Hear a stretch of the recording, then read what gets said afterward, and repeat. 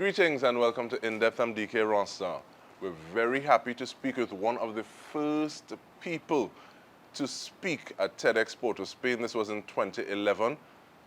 Rapso man, mass man, theater practitioner, production. What don't you do? but we'll be speaking with Wendell Manwarren. Stay with us.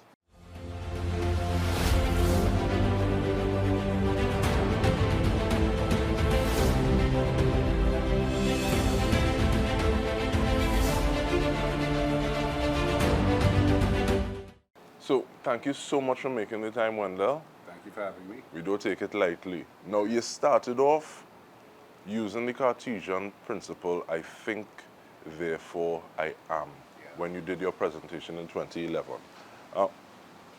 And you translated that to being a Rapso man. And a Juve man. Exactly. But from 2011 to now, has that changed? Has that thinking changed in any way, evolved in any way, become a little nuanced one way or the other? Well, it certainly has become a lot more nuanced. Things have changed considerably since then. Just chatting with Denise a little while ago, and we're thinking, like, the topic was changing conversations.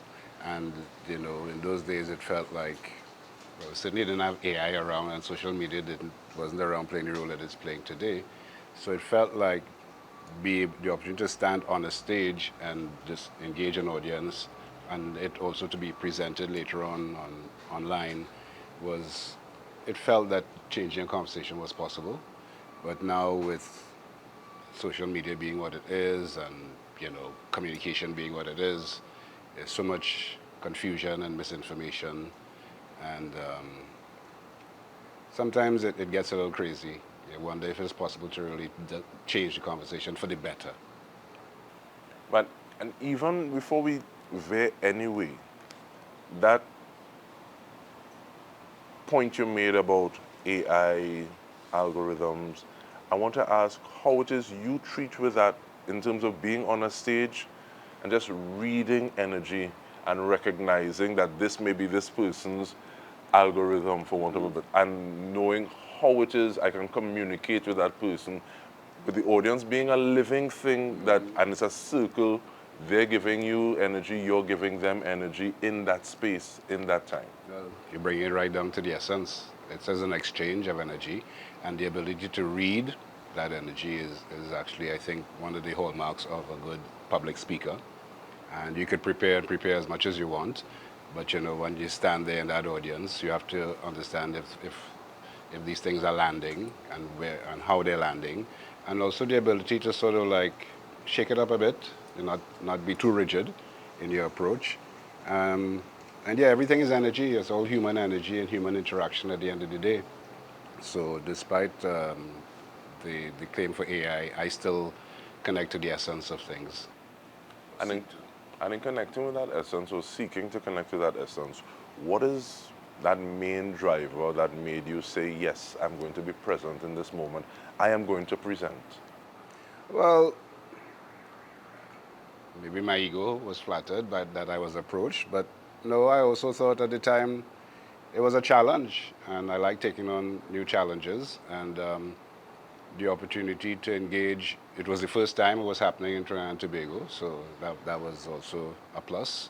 I have the distinction of being the man to take the shine off the ball, so to speak, you know, the opening batsman, to open it up, and as a Juve man, that felt appropriate as well. So yeah, it just was right, and I was, you know, right place, right time. Martin Carter said, the more the men of our time we are, the more our time is, you know, claiming that space, to make a statement, which is the essence of what we've been doing with the Juve as well, you know. And do you think enough people are able to see themselves? And one of the reasons I ask is because there was even your profile pic for, on the page, TEDx Port of Spain, meet the speakers. You see this thing, I am. And I think many times individuals may not say I am, but they categorize themselves. They say, I am not this, I am not that, as opposed to saying, I am, and claiming A long themselves. time to be able to say I am, and it was easier earlier on to say I'm not this or I'm not that. I remember when people would say what you want to be is like, I don't know, but after a while I knew what I didn't want to be. So by a process of elimination, it was easy to claim that power and discover that, this is what I want for myself, discover this is what I was good at, and embrace that and run with it. But I also think, we live in a space where to be able to claim I am is kind of frowned upon at times. It's not encouraged. Who you feel you is what you're going to be, have to deal with a lot. Who you feel you is.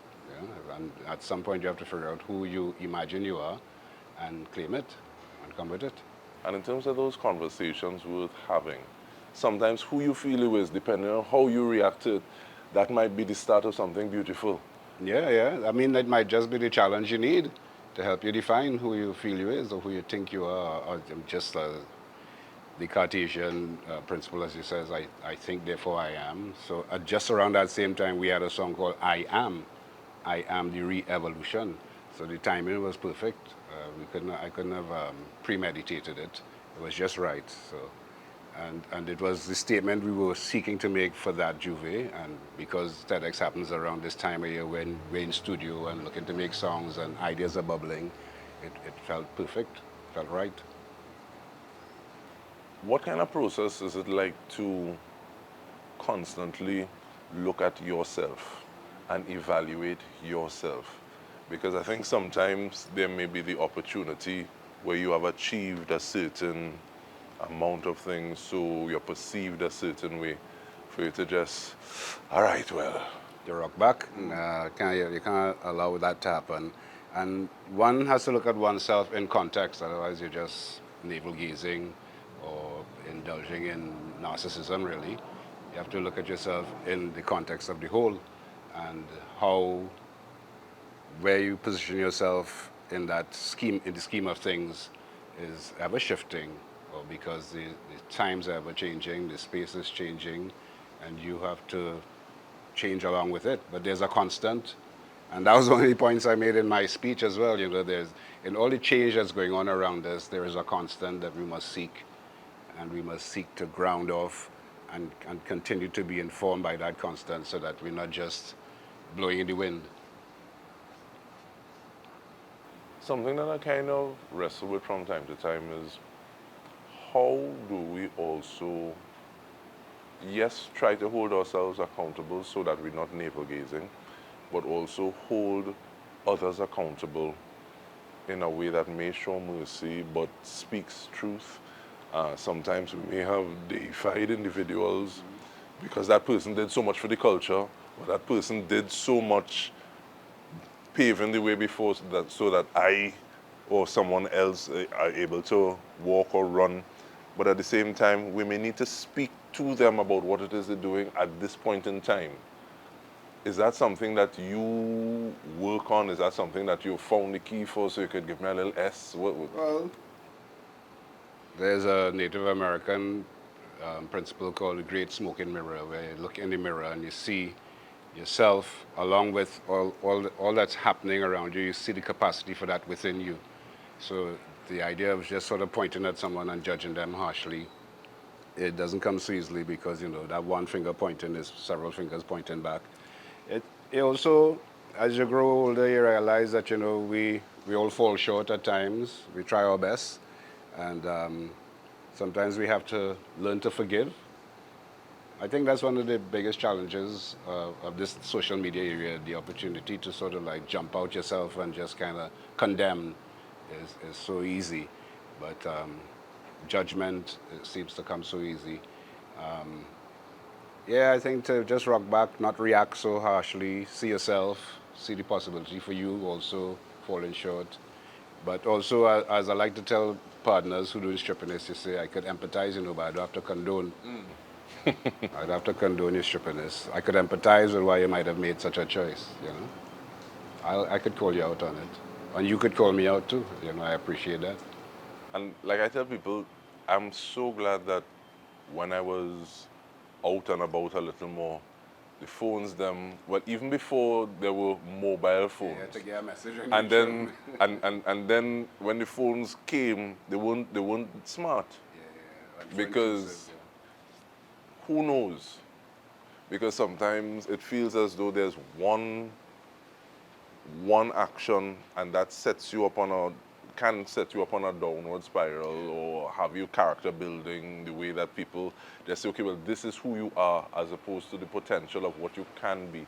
And I think this is part of the conversation that we need to have in terms of having people look at themselves towards evolving, but also treat each other with grace. Because sometimes we want all the grace, you know. Well, yeah, I mean, we have to want it for others as well as for self, right? You know, you look about, one of my favorite sayings is from Hamlet, Prince of Denmark. Leotis says, Lord, we know what we are, but not what we may be.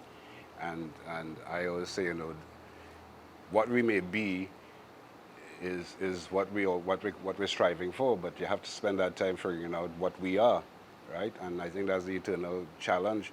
And as I say, we do operate in isolation. I am nothing on my own. You know, I've always been part of a team, a part of a bigger, broader community and a wider society. So I don't see myself in abstraction. I see myself as part of something.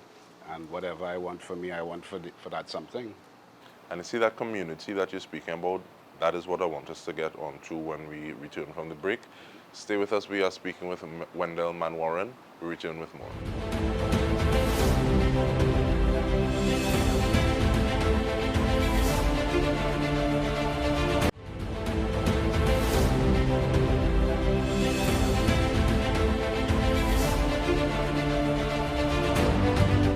Welcome back. We are speaking with Wendell Manwarren, one of the first persons, as he said, he took the shine off the ball, opening batsman, TEDx Port of Spain 2011, and we are having this conversation in 2023.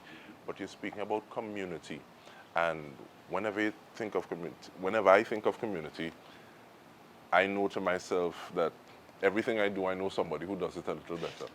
So that keeps my head from swelling a little bit if somebody says, oh, but at the same time, how important is community, especially if you're thinking of a space outside school or work and outside home that would help bring people forward to be their best selves, to realize potential?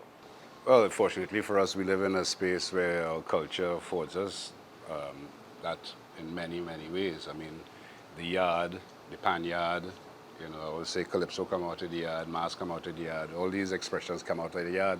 So I've always been enamored of the yard. We have the big black box, which followed up on the yard at Longdon Street when we were with rituals. And I think there's so many spaces where we can get together and exchange ideas, exchange vibes, and create and encourage our growth and development. And I think it's in our culture. And it's one of the constants, and I think it's probably one of the things that because it's there, we may not see the absolute value of it, or we take it for a touch for granted. But it's my humble belief that if we were to invest in these yards across the board, we wouldn't have to spend so much on crime after the fact. And I think it's also interesting because this also reminds me of some of the work that Caribbean Yard Campus is doing, and that word again, yard. So in terms of traditional healing, in terms of ways of knowing, because sometimes the way that we would know something and the way that academia requires that something is known, it can sterilize it at a point and kill it dead in a book that on a shelf that collected dust and this kind of thing. As opposed to a feel. A living thing, right? I mean, a lot of post-emancipation, so much of Port of Spain was barrack yards and all variety of yards. The East Port of Spain, stretching across, even in Woodbrook, it had yards, or Newtown. You still have some yards in Newtown. I think if we were to take a little more time and really investigate that and really build on that, we will be building on something true. And rather than try to import some kind of model from somewhere and say, this is how we need to upgrade. There are a lot of food yards popping up in Woodbrook all of a sudden. And looking at just a Rapso rhythm specifically, to me I find it something really interesting because there's a way it feels as though you're tripping, but you're tripping forward. So even like if you're thinking like tukum kutum, tukum tukum kutum. And is that something that you think of consciously when you're addressing things that you're doing. So the footing mightn't be the most stable, but you're aware that you're able to find your balance in that situation. We know how to carry, we know how to damble, we know how to telele, we know how to move in, around, and through space and time. These are things we know fundamentally, and these are things we have to claim as our power. You know, I was just saying to a friend of mine who was trying to do a brief history of Carnival. I said, well, you know, you had to choose, you had to focus because Carnival big and broad. But we were talking about, she was talking about dance, and I said, why do we dance, you know? I said, do you know what the slaves used to do when they had their one day off? She was like, what? I said, dance. And why? Do you think they're just dancing because they just worthless and want a lime and have a time? No, they dance because it was life affirming. It gave them back something, you know, connected with the rhythm of the essence of life. And one of the ways we are able to pull off this huge, massive festival year after year is because we can know how to move in and around and about each other. I remember the first time I went to Notting Hill Carnival and I met up with all the barriers and stuff. I too wanted to riot. I too felt like, you know, but what's going on here? There's blocking the flow, you know. And we have perfected that art on the ground here that we could share with the world, which we have, which we do, you know. We don't need to go to another carnival and study how they do it, you know. I'm not being arrogant when I say that. I mean, they literally have to come to us to try and figure out how it is you do this thing every year. Sometimes it feels as though things that are understood so may not be overt. People don't get. That's like sometimes African rhythm, it would understand the one. So that somebody else, if they don't understand the one, like, what's going on here? So the way that we may understand something in a context, so might be wake, 9 nights, and they have these dances, these life-affirming dances where you use the pelvis because in terms of the seat of the reproductive organs, so you are literally combating life with death. But it's understood. Well, that's it. You know, you spoke about that idea that sometimes when we go look to the academia, we lose all the understanding. So we come from an oral tradition. A lot of it is not written down in a book somewhere, right? And if we don't take the time to listen to the stories and pull the wisdom and the knowledge from the stories and compare stories, because there are lots of conflicting stories, we will get confused. And I think in many ways we're confusing ourselves. And when we look into the books for the management principles of how to run the things that we run inherently, which are ritual things, and so a management principle from somewhere ain't really going to help we how to commodify this and commercialize this and capitalize on this and maximize on the economics of this and re-engineer it towards sustainability and all them kind of thing. Them things not going to help us in the long run if the thing itself, we don't understand what the thing is. And that challenge to understanding the thing and not necessarily labeling to limit, but understanding so that we could kind of sync up with it and move forward to challenge those conversations, to change those conversations towards the conversations that we need to be having, I think is something that is at the essence of TEDx. So we want to thank you very much, and we want to thank you on behalf of the entire TTT News team. This has been In Depth with me, Dike Rostant. We've been speaking with Wendell Manwarren. Thank you so much for joining us. Thank you.